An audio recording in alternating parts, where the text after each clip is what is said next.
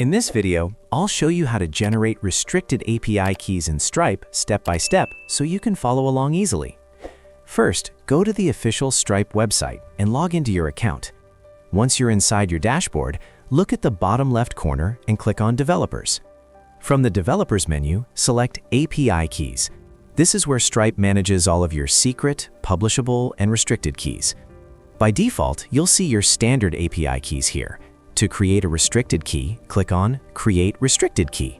A panel will open on the right side of the screen. Stripe will ask how this key will be used, whether it's for your own integration or for another website or service. Choose the option that matches your use case, then click Continue. Next, give your restricted key a clear and descriptive name so you can easily identify it later. For example, you might name it Website Orders API or Mobile App Integration. I'll just name it Test. You may also see an option to add a website URL. Enter the domain or service that will be using this key if required.